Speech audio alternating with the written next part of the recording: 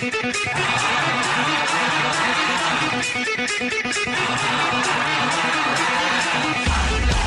back to this, already the final segment of today's Price of Business. I'm your host, Kevin Price, talking to you about you and your business. Delighted to spend time with my good friend Steve Parkhurst and his website, AmRen Consulting, amrenconsulting.com. And Steve, I asked you a question just before the break. Who do you think is going to be the next to get out of the six?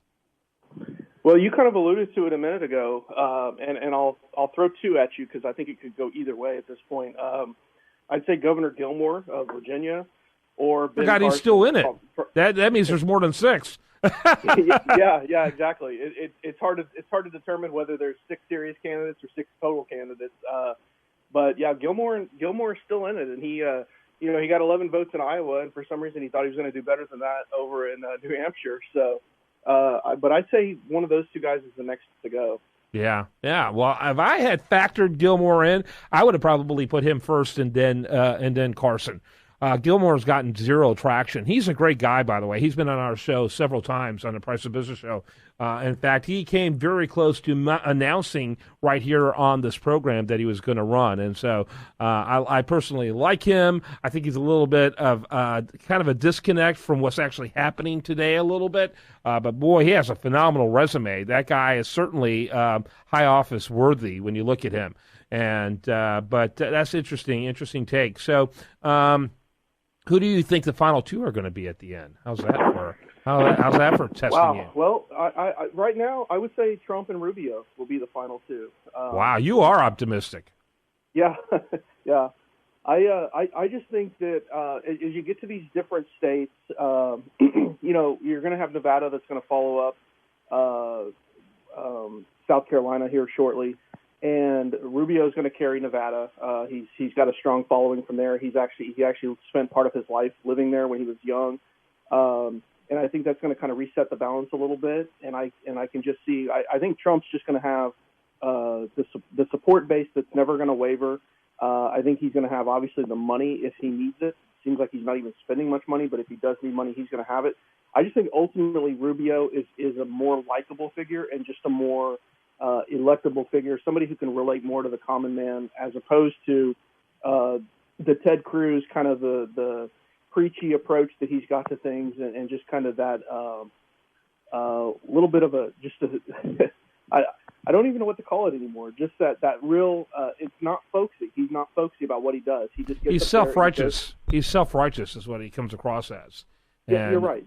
That's the term I keep hearing people use, and I think that resonates. And so he's almost a total shockback to like the 50s almost. And correct. I'm not sure if he could have got elected then. They voted for Mr. Amiable Dwight Eisenhower, who was anything but preachy back then. But he kind of comes across like that. And but let me tell you, ground game matters. You more than most people understand that. You've got people elected on total shoestring budgets where people are outspending your opponent, your candidate by 10-1, and you still figured out how to win. He's got incredible ground game, and frankly, much more of a ground game than what Marco Rubio has. Yeah, I think it's somewhat debatable on that. I visibly, you'd have to say yes on that's true. Rubio did a lot of. He had a PAC that was supporting and endorsing candidates in the 2012 election cycle and same in 2014. So I think he's at least got the list, and he's got the people that he can reach out to, and he's got a lot of momentum at these rallies and things that he does, and he's got a lot of young people, and that's what really matters. There's a lot being said about who's got supporters, and when you've got the young people on your side, as you and I discussed a couple weeks ago with Rand Paul. I mean, it's a matter of getting them to the polls, but as far as your worker bees, I mean, it's a lot of times it's younger people, and Rubio's got a lot of those on his side, so. He may not have a visible ground game that we can all, sit back and identify, but I know, he's got a Texas team. They've got a strong Texas representation right now, and they have now for several months. So, and I mean, that's just one thing. I'm just talking about what I see on a daily basis. So I think he'll be ready for the long haul ultimately. Yeah, well, it'll be interesting to see. I think it's going to be an interesting contest. I personally think that over time, Donald Trump gets eliminated. I really do. I think I think I think about him on Super Tuesday. How is a guy like him and Ted Cruz nailed it? The New York personality, the New York culture. Donald Trump's going to have a very difficult time in the South. He continues to make sophomoric mistakes that are beyond even his Teflon, like not showing up, for that last debate in Iowa, which, frankly made him look like a coward. He likes to throw that name, the P word at Cruz. He ends up looking like a coward, in the process. He's going to continue to make profound sophomoric mistakes. He's not going to get the South. I actually think it becomes Cruz and Rubio's rising to South becomes my opinion. And but unfortunately, what I think is going to happen is that Trump is going to declare sour grapes and find himself running independently. I kind of abide by that theory. Well, that's a real apocalypse theory, Kevin. You got me a little bit down now. And certainly I can see all that. I think, I don't know if it was in the Wall Street Journal today, but there's an article about the possibility of, Michael Bloomberg forming making a third-party run. So, these guys with money, these self-independent, self-wealth guys, they seem to think they can run the country better than anybody else. And I can certainly see your scenario playing out. Trump, you're right. He admitted within days, in fact, it might have been the next day, that missing that Iowa debate really cost him. And the irony of that missing that debate was so bizarre because, he goes around and talking about how great the military is going to be if he were president and how tough he's going to be on everybody. And so he's going to stand up to Putin and he's going to stand up to Iran. And yet he wouldn't let a blonde woman ask him questions on Fox News. I mean, it's just a little bit too weird. And so you're right. I could see Rubio and Cruz being the two finalists. But like I said, I kind of just think that Trump. I just think Trump's got this base right now that's just not wavering. They just don't go anywhere. They don't leave him. And, again, a couple slip-ups could hurt him. And he's also, I think he started to degrade kind of the office he's running for at this point. The comments against Ted Cruz the other day, like you alluded to the P word, just dumb. And that's just one of those things. It's an unforced error. And I just, again, that's something that the Trumpkins, they love it. That's what they want to hear. They're anti everything right now, and they just want somebody to get in there and shake up things and be different and not do business with anybody. But it's still just petty and stupid to say stuff like that when you're running for president of the United States. Yeah, actually, the real consistent coward is proving to be Donald Trump. He won't go and be, face to woman. He won't take on Ted Cruz one-on-one, which, by the way, I was salivating over that opportunity. I was so hoping, because he would have been utterly destroyed by Ted Cruz. Would have been utterly destroyed, I believe, by Ted Cruz. I really believe there's only room for one Darth Vader type candidate. There can't be both. And Cruz and Trump, I think I kind of like that. I mean, they're both walking negatives. And I knew at some point they would be clashing big time because they have similar styles in terms of messaging. Obviously, one much more sophisticated and certainly more consistent than the other. But nonetheless, they'd be clashing. What do you think about that? Yeah, I tend to agree. And your analogy of the Darth Vader, the final one, that's spot on, and that's a good way to look at it. And you're right. There's only room in the race ultimately for one guy like that, and you can't have both be the final two guys. Yeah, no question about it. Talk a little bit about, we only have a few minutes left. I wanted to talk to you a little bit about your book project. We're both, I knew Jack Kemp. He was one of my political heroes for years. I don't think he would survive very well politically in our culture today. He believed in people too much, which, I'm not sure if you can do that in our political culture today. But you've got a great project. Jack Kemp served in Congress with distinction, former NFL great as well, and outstanding public service. Talk a little bit about the Jack Kemp story. Yeah, well, Jack Kemp was a guy who spent a lifetime. He played football, left football to get into politics eventually, and he just spent a lifetime uplifting people, trying to empower people, trying to bring out the best in people, and ultimately tried to lead as many people towards the possibility of achieving the American dream as possible. And it was just it was very different for the most part from most of what we see today. Now, there's some really good politicians and office holders, and just federally, there's guys like Senator Tim Scott from South Carolina, and I actually throw Senator Marco Rubio into the category, and then of course there's Speaker Paul Ryan, guys who just they look at economic growth as a way to just empower as many people as possible and to lift people out of poverty and to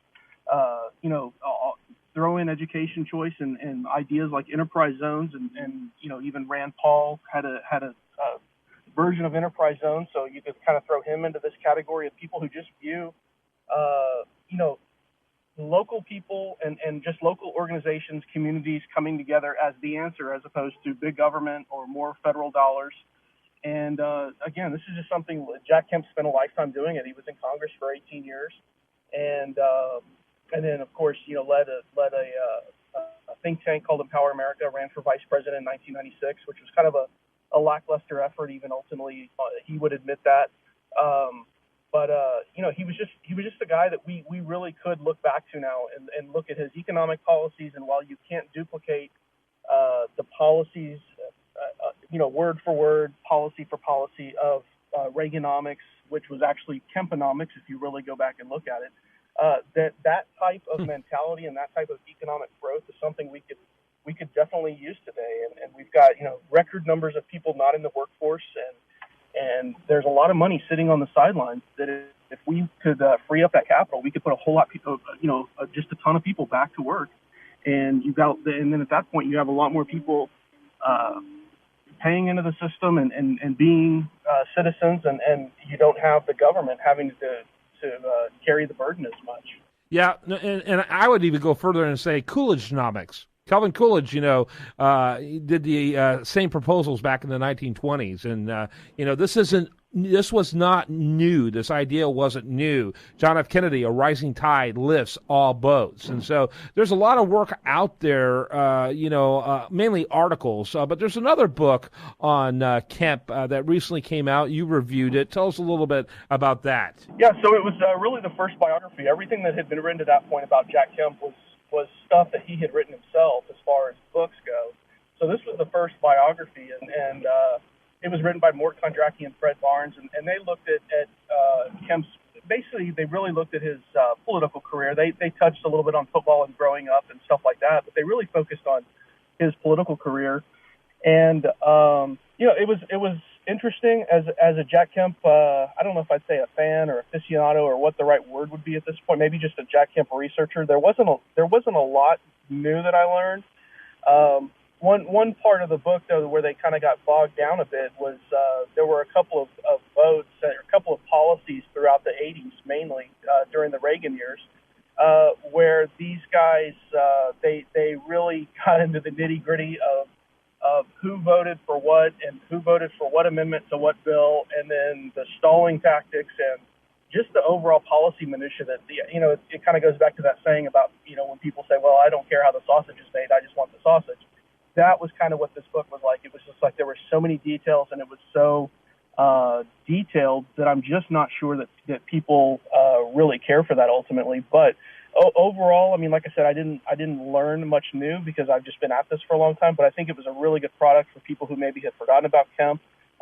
He passed away in 2009, and we're actually coming up on 7 years in May that he's been gone. So it's it was a good reminder, but it was also I thought the release of it was pretty well timed in the sense that at the time you had still 12, 14 presidential candidates on the Republican side who all really need to understand Kempian policy, Kempian economics, Kempian outreach, all of it, because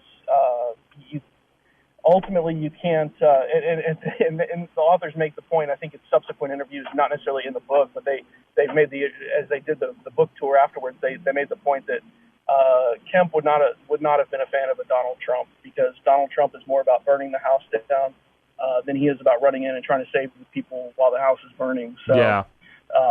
Yeah. I think there's truth to that. There's no question about it. Kemp really believed in people in a way that things could be accomplished with working as a team. I think the whole team analogy played a big role in how Kemp approached politics. He believed in teams and working together, even if people were different and that type of thing. He ultimately believed that both sides of the aisle, be it Republican or Democrat, were on the same team, America's team. I'm not sure if that's true anymore. But, which is why I wonder how he would function in our world today. But I really do wish you well on that book. I'm excited for you on that. Give your website one more time as we wrap up the segment. Sure. It's Amaran Consulting. Again, it's short for American Renaissance, so just amaranconsulting.com. Yep. Very good. When we come back tomorrow, we're going to have much, much more for you. I hope you have a great rest of your weekend. Spend it right here on this station.